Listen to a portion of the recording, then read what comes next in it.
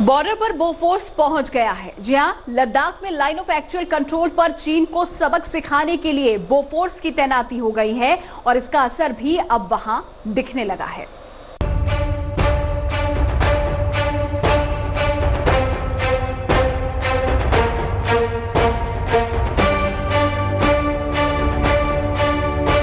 चीन की हेकड़ी गुम हो गई है।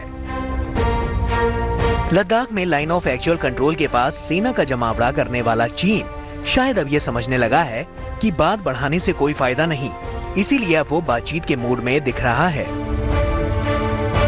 अब तक आंखें तरेरने वाला चीन ने युद्ध जैसी किसी भी स्थिति से निपटने के लिए जब भारत की तैयारी देखी तो समझ गया कि ताकत के बल पर भारत को नहीं दबाया जा सकता, क्योंकि ताकत के मामले में भारत भी किसी से कम नहीं है।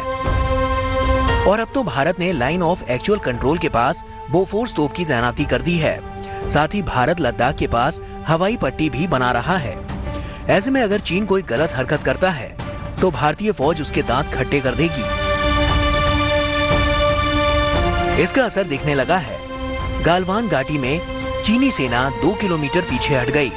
जवाब में भारतीय सेना भी 1 किलोमीटर पीछे हट गई। चीन अब सुलह के मूड में दिख रहा है। पहली बार उसने अमेरिका के मध्यस्थता के प्रस्ताव सार्वजनिक रूप से ठुकराते हुए कहा कि भारत के साथ बातचीत के जरिए विवाद सुलझाने में वो सक्षम है। यही सही भी होगा। बातचीत से ही विवाद सुलझ जाए तो बेहतर है, वरना तैयारी भारत की भी कम नहीं।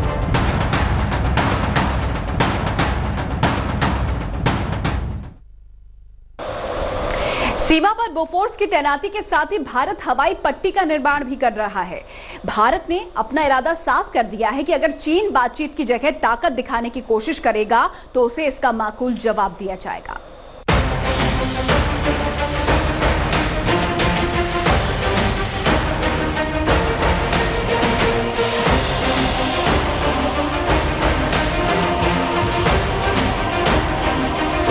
हिल गया ड्रैगन का कलेजा। बॉर्डर पर चीन को सबक सिखाने के लिए भारत पुत्र ने कस ली कमर। चीन को सबक सिखाने के लिए सीमा पर पहुंच गया है वो, जिसकी ताकत से 2 किलोमीटर पीछे खिसका चीन। जी हां, हिंदुस्तान के इस रक्षक को देख लीजिए। ये वो रक्षक है जिसकी आहट पाकर ही सबको सबक सिखाने वाले चीन की हिम्मत भी जवाब दे गई है। वो जो बॉर्डर पर हिंदुस्तान को आंखें तरेरने की कोशिश कर रहा था, भारत के इस रक्षक के आगे उसकी सारी हेकड़ी गायब हो गई है।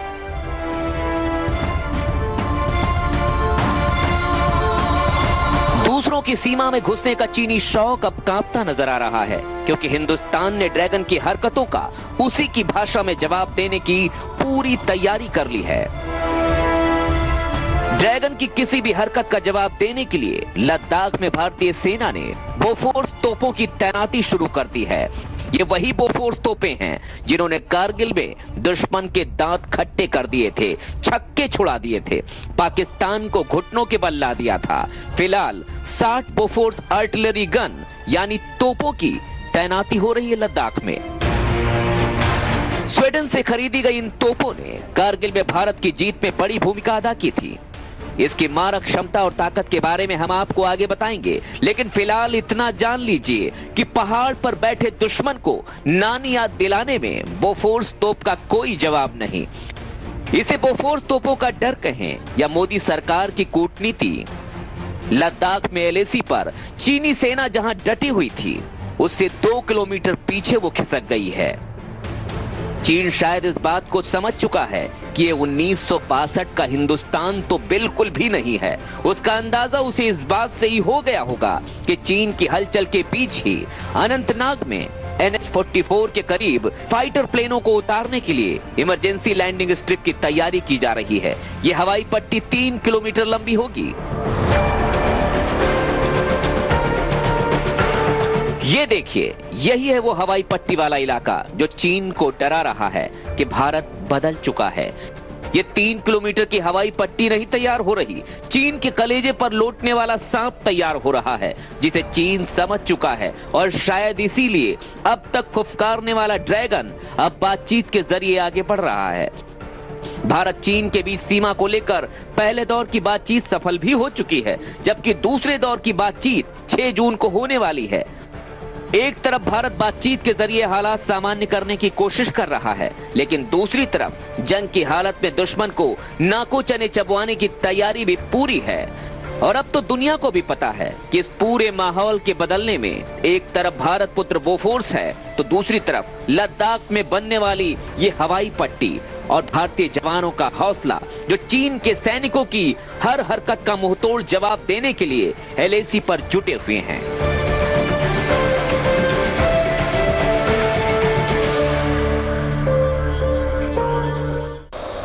तो जिस बोफोर्स की तैनाती से चीनी कैंप में खलबली मच गई है, उसके बारे में अब जरा विस्तार से आपको बताते हैं। बोफोर्स ये दुनिया की सबसे घातक तोपों में से एक मानी जाती है। इसका हल्का वजन होता है और इसी वजह से इसकी तैनाती कहीं पर भी मुमकिन है। 1 मिनट में ये तोप 10 गोले दाग सकती है। 70 डिग्री के ऊंचे कोण तक गोले दागने की क्षमता इस तोप में है। और इसके अलावा सबसे बात यह भी है कि पहाड़ी इलाकों में भी बोफोर्स कारगर साबित है। ये 27 किलोमीटर दूर तक गोले दाग सकती है। बता दें कि बोफोर्स को स्वीडन से खरीदा गया है। इन तोपों ने करगिल में भारत की जीत में बड़ी भूमिका अदा की थी। तो भारत के सख्त रुख के बाद चीन की सारी पैंतरेबाजी अब ढीली पड़ती जा रही है। और इसी बीच ट्रंप के साथ प्रधानमंत्री मोदी की बातचीत के बाद चीन ने मुंह खोला है। चीन ने तीसरे पक्ष की मध्यस्थता को अब जाकर खारिज किया है।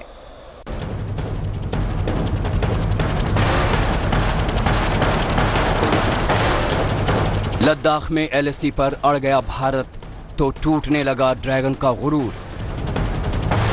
ढीली पड़ने लगी शी जिनपिंग की अकड़। अपनी सेना को जंग के लिए तैयार कहने वाले जिनपिंग के सुर बदल गए हैं। सारी चालें फेल होने लगी तो चीन ने द्विपक्षीय बातचीत का ढिंढोरा पीटा है। तीसरे पक्ष की बातचीत से अब इनकार किया है। चीन के विदेश मंत्रालय के प्रवक्ता झाओ लिजियान ने कहा, अब वहां स्थिति पूरी तरह से स्थिर और साफ है। चीन और भारत के पास सीमा से जुड़े तंत्र और संचार चैनल हैं। हमारे पास बातचीत के जरिए मुद्दे को सुलझाने की क्षमता है। किसी तीसरे पक्ष की मध्यस्थता की कोई जरूरत नहीं है। दरअसल भारत चीन के बीच गतिरोध के बाद अमेरिकी राष्ट्रपति डोनाल्ड ट्रंप ने पिछले हफ्ते मध्यस्थता की पेशकश की थी। India and China, is that what you're talking about? Yeah? Yes. They have a big conflict going with India and China. Two countries with 1.4 billion people. Two countries with very powerful militaries. And India's not happy and probably China's not happy. I would do that.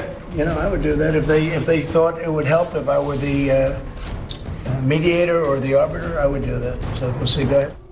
Trump ने जितनी रफ्तार से मध्यस्थता की पेशकश की, उतनी ही रफ्तार से भारत ने साफ कर दिया कि इसमें किसी तीसरे पक्ष की गुंजाइश नहीं। चीन के साथ वो मसला खुद सुलझा लेगा।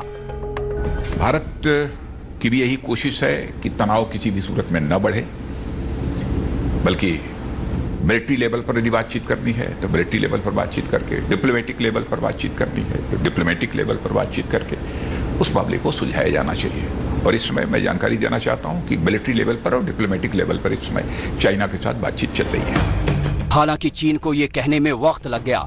घमंडी चीन को ये लग रहा था कि वो भारत को झुकने के लिए मजबूर कर देगा, लेकिन कोरोना की वजह से पूरी दुनिया में बदनाम चीन के होश तब उड़े जब ट्रंप और पीएम मोदी की बातचीत की खबर सामने आई।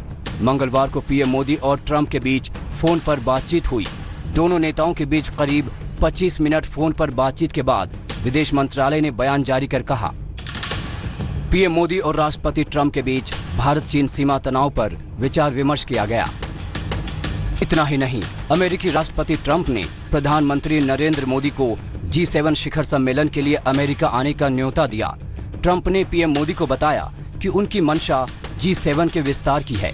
भारत का कद बढ़ता देख चीन के सुर बदल गए। चीन के विदेश मंत्रालय के प्रवक्ता झाओ लिजियान ने कहा, दोनों पड़ोसियों ने अपने नेताओं के बीच पहुंची अहम सहमति ईमानदारी से लागू की है। अमेरिका के जो प्रेसिडेंट हैं उन्होंने काफ़ी हिंट्स दिए हैं for South China Sea activity. उन्होंने काफ़ी हिंट दिए हैं for trade to be blocked with China. उन्होंने काफ़ी हिंट दिए हैं WHO से निकलने के लिए। सो इन सबको देखते हुए उनका चाइना के प्रति रुख काफ़ी अभी एग्रेसिव है, एंड उसमें जो भी फायदा भारत का होता है वो कूटनीति के हिसाब से हमने लेना चाहिए, चाहे हम उनके थ्रू लें, चाहे हम अपने रशियन कॉन्टैक्ट्स के थ्रू लें। 2017 में भी डोकलाम ट्रांजैक्शन में 73 दिनों के स्टैंड ऑफ के बाद चीन को पीछे हटना पड़ा था। इस बार भी वो पीछे हटेगा, लेकिन अपनी फजीहत करवाकर।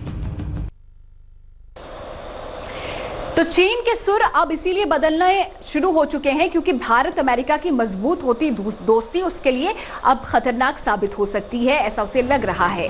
तो सीमा विवाद पर अमेरिका ने भारत का समर्थन किया है। अमेरिका ने कहा है कि चीन जो भी कर रहा है वो गलत कर रहा है, और अमेरिका चीन में पहले से ही तनाव काफी बढ़ा हुआ है। दोनों के बीच कोरोना को लेकर काफी तकरार हो रही है, और कोरोना को लेकर शुरू हुई तकरार ताइवान, हांगकांग को लेकर अब और बढ़ गई है, और इसीलिए चीन समझ गया है कि ऐसी स्थिति में भारत के साथ गतिरोध महंगा पड़ सकता है।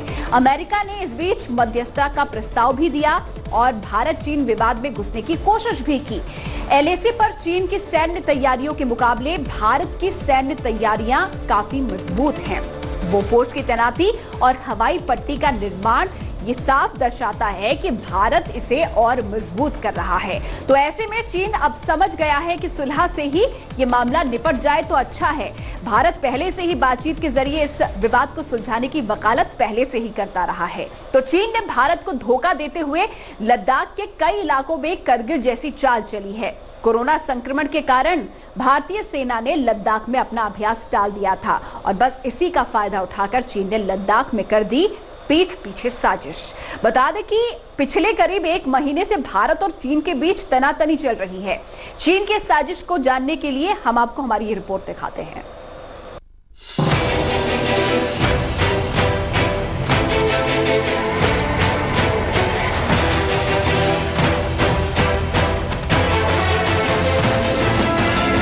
अपनी हरकतों से बाज नहीं आ रहा चीन।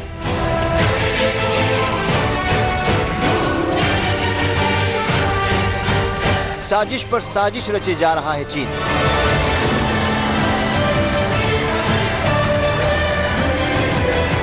चीन ने लद्दाख में चल डाली है कारगिल जैसी चाल।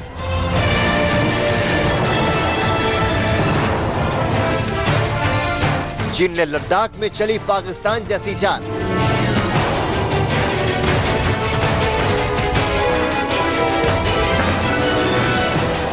जी हां, कोरोना में थोड़ी सी क्या उलझी भारतीय सेना, तो चीन ने लद्दाख में चल डाली करगिल जैसी चाल। चीन ने लद्दाख सीमा पर अपने सदाबहार दोस्त पाकिस्तान जैसी ही चाल चली है। पेइचिंग ने लद्दाख के कुछ इलाकों में पाकिस्तान के करगिल जैसी चाल चली है। हालांकि चीन भूल गया है शायद कि करगिल की जंग में पड़ोसी पाकिस्तान को मुंह की खानी पड़ी थी। लद्दाख में भारत और चीन की सेनाओं के बीच तनाव जारी है। इस तनाव के बीच भी चीन अपनी हरकतों से बाज नहीं आ रहा। उसने लद्दाख में अपने सदाबहार दोस्त पाकिस्तान की तरह चालबाजी की है।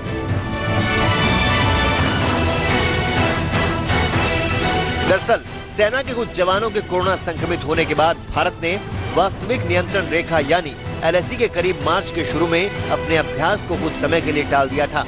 इसी का फायदा उठाते हुए चीनी सेना ने राजनीतिक दृष्टि से अहम भारतीय सेना के पेट्रोलिंग वाले इलाके में आगे बढ़ते हुए वहां अपनी पोजीशन मजबूत कर ली। बस इसके बाद से ही दोनों देशों के बीच तनाव चरम पर है। सेना और भारतीय तिब्बत सीमा पुलिस का सब सेक्टर मार्च में होने वाला अभ्यास सेना के कुछ जवानों के कोरोना पॉजिटिव पाए जाने के बाद टाल दिया था। यह अभ्यास जवाबी अभ्यास होता है। इसमें हिमाचल बेस के जवान शामिल होते हैं। कोरोना के कारण भारतीय सेना ने अभ्यास रोका था। मार्च के दूसरे सप्ताह में एक जवान कोरोना संक्रमित पाया गया था। इसके बाद कई तरह के एहतियाती कदम उठाए गए थे। इसमें सुरक्षा बलों के जमावड़े पर रोक लगा दी गई थी। कोरोना महामारी को फैलने से रोकने के लिए लद्दाख में किए जाने वाले अभ्यास को भी स्थगित करने का फैसला इसमें शामिल था।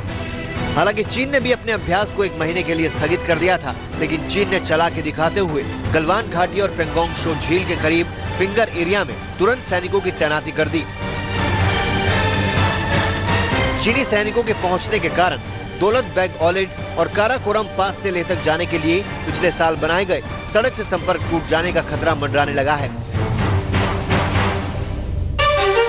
चीन की चाल को देखते हुए भारत ने सभी कोविड-19 प्रोटोकॉल तोड़ते हुए लेह में तैनात अपने सैनिकों को तुरंत इलाके में भेज दिया। हालांकि पहले ही चालाकी कर चुके चीन को भारतीय इलाके गलवान और फिंगर इलाके में अहम रणनीतिक बढ़त हासिल हो चुकी थी। सूत्रों ने बताया कि गलवान में चीन के करीब 3400 सैनिक तैनात हैं, जबकि पेंगोंग लेक के करीब 3600 चीनी सैनिक हैं। हालांकि सेना ने स्थिति पर कोई टिप्पणी नहीं की है, लेकिन इतना जरूर कहा है कि अभी सीमा पर किसी बीच पहली झड़प की खबर 5-6 मई को आई थी। झड़प में कई भारतीय जवानों के घायल होने की खबरें भी आई थी। सैटेलाइट तस्वीरों के हवाले से स्पष्ट है कि चीनी सैनिकों ने भारतीय सेना के पेट्रोलिंग वाले इलाके में पोजीशन बना ली है और कुछ राजनीतिक दृष्टि से अहम क्षेत्र में भी आ गए हैं। यूं तो विदेश मंत्रालय पहले बता चुका है कि भारत चीन के साथ इस मसले को सुलझाने की कोशिश कर रहा है। रक्षा मंत्री राजनाथ सिंह ने भी कहा था कि चीन ने सीमा पर सेनाएं बढ़ाई हैं और मसले को सुलझाने के लिए बातचीत चल रही है। लेकिन अब चीनी घुसपैठ पर सियासत भी शुरू हो गई है। राहुल गांधी ने अब इस पर सवाल उठाते हुए ट्वीट किया है कि क्या भारत सरकार इसकी पुष्टि कर सकती है कि चीन का कोई सैनिक भारतीय सीमा में दाखिल नहीं हुआ। सवाल ये भी है कि आखिर चीन ऐसा क्यों करता है और चीन चाहता क्या है। चीन ने 1962 में भी ऐसा धोखा भारत के साथ किया था। चीन की मंशा स्पष्ट नहीं है, लेकिन ये भी सच है कि हम चीन से निपटने में सक्षम हैं और हमारे जवान वहां मुस्तैदी से डटे हुए हैं। तो इस खास पेशकश में फिलहाल लेटेस्ट खबरों के लिए यूं ही देखते रहिए तेज, और इस वीडियो के पसंद आने पर लाइक, शेयर एंड सब्सक्राइब करना ना भूलें।